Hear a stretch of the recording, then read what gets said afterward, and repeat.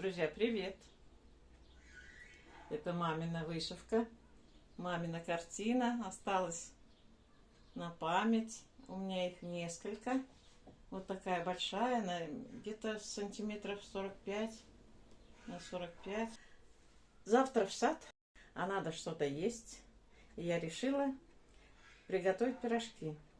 Сейчас сделаю простое тесто. Вы сами убедитесь. Покажу, какой я гаджет купила для кухни очередной. Я думаю, вам понравится. Ну и мне тоже. Надеюсь, что понравится. Сейчас я камеру настрою и буду замешивать тесто. По рецепту, друзья, здесь сухие дрожжи, но у меня не нашлось сухих дрожжей, поэтому я взяла живые. Они у меня лежали в морозилке. Сыпнула сахара чуть-чуть, ну, чайную ложку, наверное. Сейчас сыпну еще муки и дам постоять немножко опаре этой. Тесто очень простое, постное. Сейчас как раз пост. Такое тесто пригодится в любой момент. Очень простое, немного ингредиентов совсем. Вот сейчас размешала. Видите, уже пузырики пошли. Уже дрожжи заработали. Сейчас накрою полотенчиком и пусть постоит вот так. Ну что, посмотрим. У меня вот такой колпак. Я всегда накрываю тесто таким колпаком. Посмотрите, как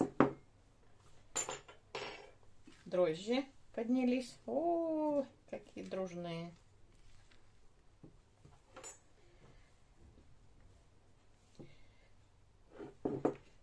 Я хочу замесить тесто вот в таком мешке силиконовом. Купила я его в фикс прайсе. Вот, теперь надо его куда-то поставить. А поставлю я его вот в такую кружку. Потому что или помощника, или вот в такую кружку, чтобы все сюда сливать потом и насыпать. По рецепту нам надо стакан теплой воды. Я хочу растворить в ней соль и сахар.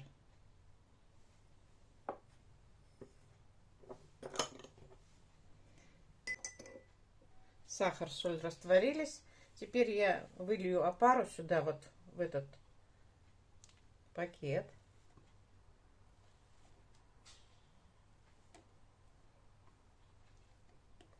И чтобы зря добро не пропадало,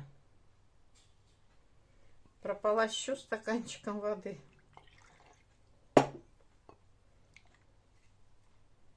Вот так. Чтобы ничего у нас не пропадало. Дрожжи.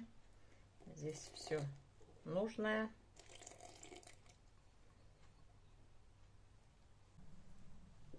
Выливаю сюда стакан теплой воды.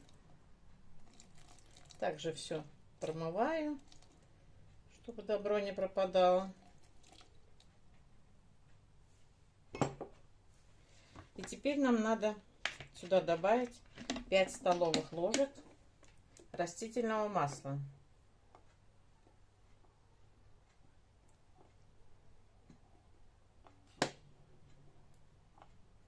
У меня растительное масло деревенское, пахучее. Давайте вот так все перемешаем. Это все здесь.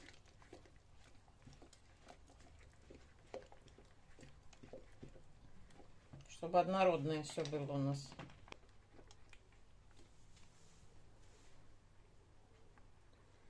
Так, все почистим.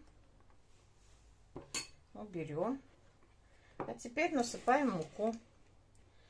Так, я не сказала. Чайная ложка соли и 2 столовых ложки сахара. Сахар я добавила в дрожжи из этих 2 столовых ложек. Муки идет 4 стакана. Всегда надо добавлять жидкие ингредиенты вперед, вот в этот мешок. А потом уже сухие. Но это как в хлебопечке, помните? Там по рецепту всегда надо вперед жидкость налить. А затем... Ну ладно, это я пока оставлю муку чуть-чуть. Хотя она должна вся уйти.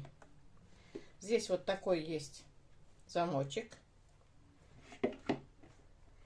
Ладно, всю высыплю все-таки муку я.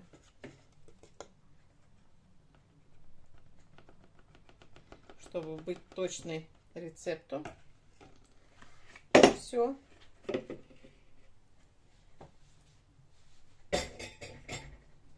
И все, и замешиваем потихонечку. Сейчас я закрою. Но, по-моему, это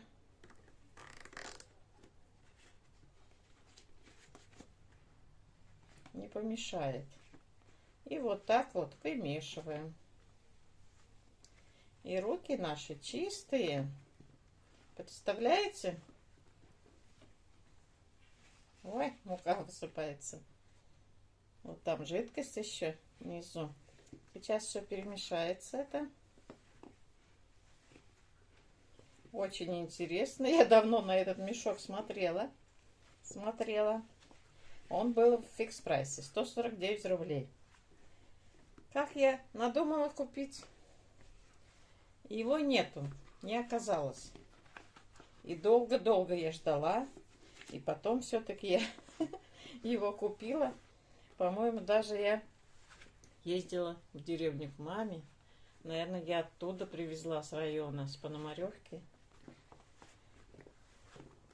Не у нас в городе я его купила. Ну и вот так, девочки, смотрите. Смотрите. Все чисто. Все благородно. Тесто уже отстает от стенок. Сейчас я его еще немножко промешаю. Тесто постное. Хоть на пироги, хоть на пиццу, на пирожки.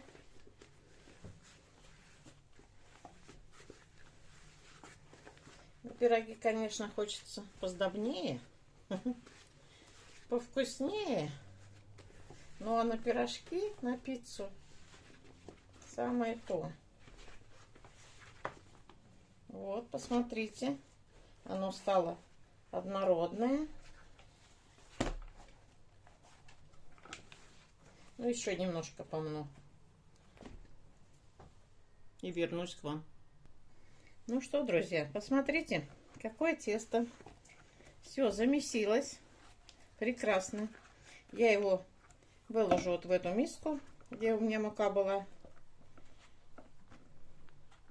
И накрою, пусть оно у меня подходит. Вот, все отходит от стеночек. Красота. Руки чистые, девчата. Примите к сведению. Опа. Вот, все. Сейчас полосну, вытру, и будет у меня мешочек этот лежать до следующего раза. Посмотрите, к рукам не липнет уже практически. Вот здесь вот немножечко не промесилось. Ну, это уже можно вот здесь уже сейчас домесить. Девчата, не вздумайте на Вайлдберрисе покупать. Эти мешки стоят на Вайлдберрисе рублей 600, 650 даже. 149 рублей в фикс прайсе. Дождитесь и купите, если сразу не найдете. Они периодически товар свой повторяют, привозят от поставщиков, от постоянных.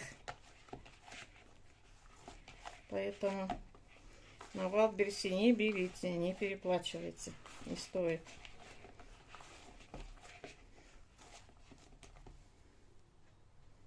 Все, вымесила немножко и накрываю колпаком теплым.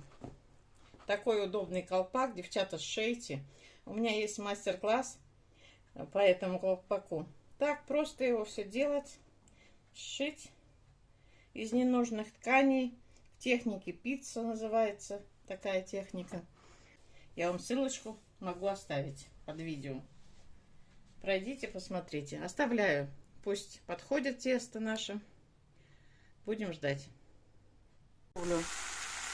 Готовлю начинку к пирожкам. Поджариваю зеленый лук. Он у меня в заморозке был. А здесь у меня морковочка потушилась. Сладкие пирожки будут. А лук для картошки, для пюре. Вот начинка уже готова. Сейчас остынет. Тесто подойдет и буду делать пирожки. Есть у меня еще колбаска. Может быть, колбаску в тесте сделаю. Посмотрю. Пирожков получилось. Это с картошкой и с колбаской. А здесь у меня с морковью. Их поменьше. Но они очень вкусные.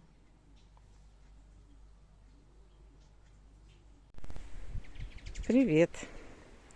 Сегодня другой день. Сегодня четверг. Приехали в сад. А здесь вот такая хмурая погода.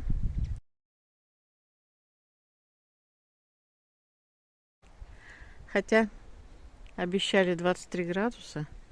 Но сегодня очень ветрено. Сегодня я, наверное, буду обрезать деревья и кустарники. А то они очень сильно заросли.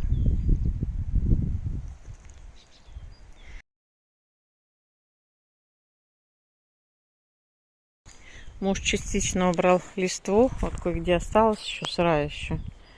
Подсохнет. Тогда сожгет до конца.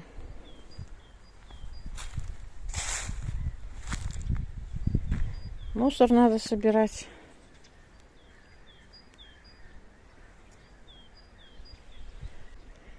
Чеснок пышет. Ой, щавель какой вырос.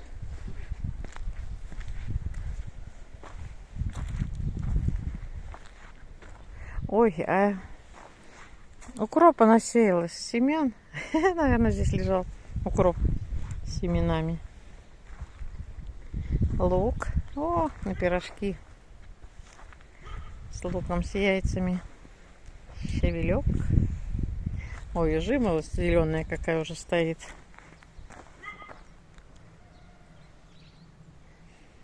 А это соседский участок.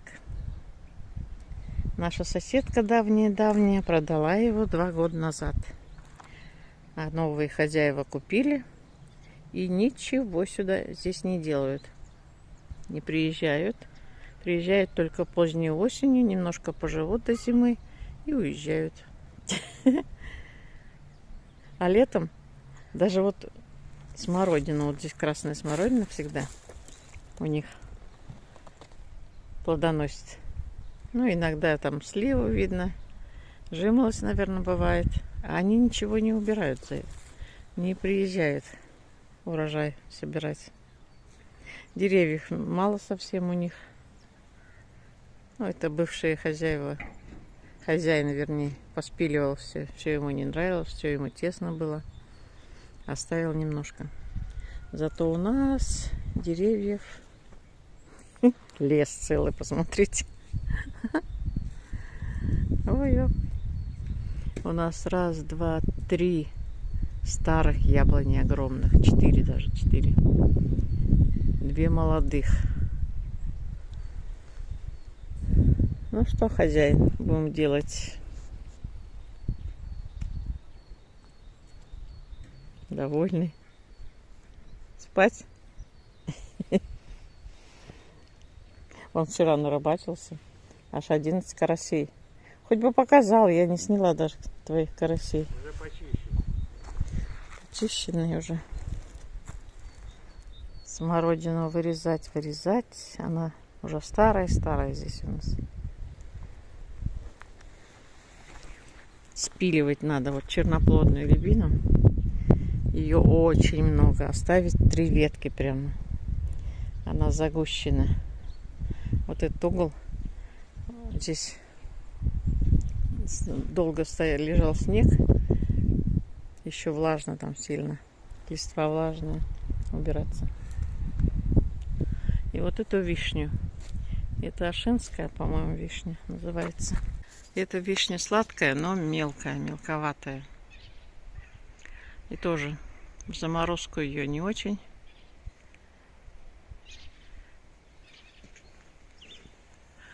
Птички поют сегодня.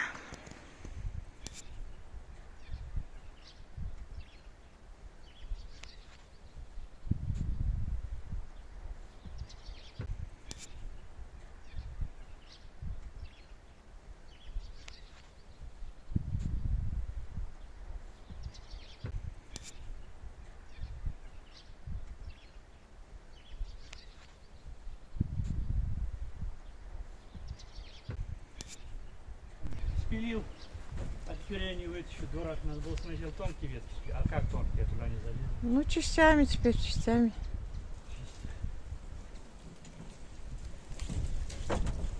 Ветка очень мешалась.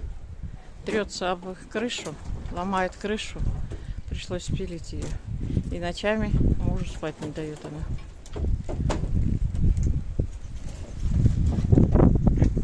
Это яблоня белый налив. На варенье, на повидло очень вкусно. И так поесть.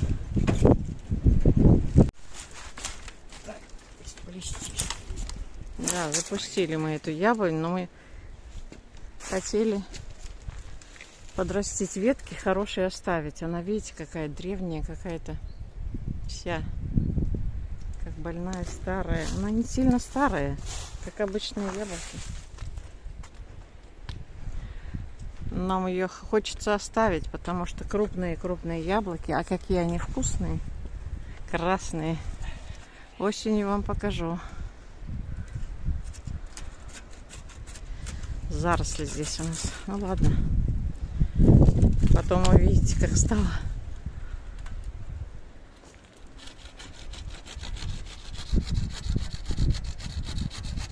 Вот так мы обрезали ее.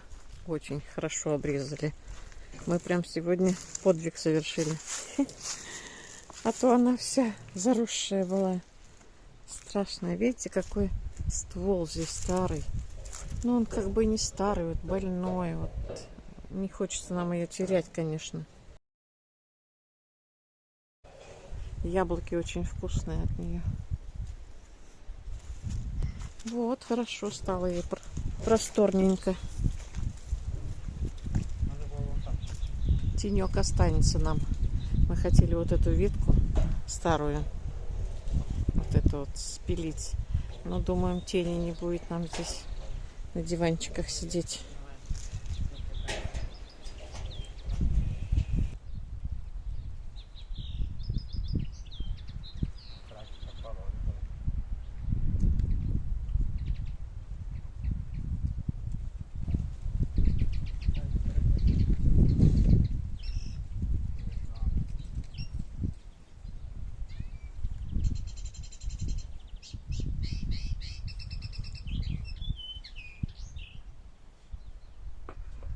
Видно?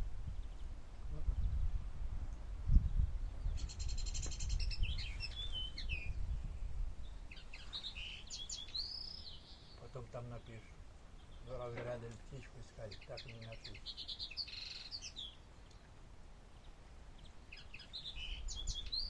Конечно, яблоки не все пожелали.